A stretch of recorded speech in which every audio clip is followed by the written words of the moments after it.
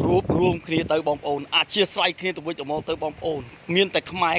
រួបរวมគ្នាខ្លាំងពុតដៃគ្នាសាមគ្គីគ្នាអធិស្ឋានគ្នាទៅវិញមកខ្លាំងដើម្បីធ្វើអ្វីដែលធ្វើឲ្យសេដ្ឋកិច្ចរីកចម្រើនធ្វើឲ្យយើងអាចផលិតនៅអ្វីបានទំនើបបានអាចទៅរួចបើយើងទៅពឹងពាក់លើអង្គការសហប្រជាជាតិពឹងពាក់លើប្រទេសមហាអំណាចប្រទេសពឹងពាក់លើនរណាក៏បានដែរបើសិនយើងមិនខ្លាំងតតែយើងខ្លាំងបើយើងមិនខ្លាំងទេគឺយើងមិនអាចបាទ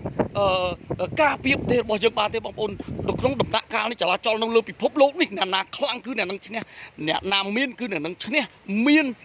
ត្រូវអ្នកក្រត្រូវបានគេប្រមាថហើយអ្នកខ្សោយត្រូវបានគេជិះជាន់បងប្អូនបាទអញ្ចឹងយើងត្រូវតែខ្លាំងគឺយ៉ាងម៉េចរួបរวมគ្នាសាមគ្គីគ្នាអធិស្ឋានគ្នាទៅវិញមកដើម្បីសាងបាទនាវាប្រទេសកម្ពុជាឆ្ពោះតម្រង់ទៅរកយុគសម័យអង្គរមកសាទៀតបងប្អូនទាំងអស់គ្នាបាទរួបរวมគ្នាបាទអរគុណ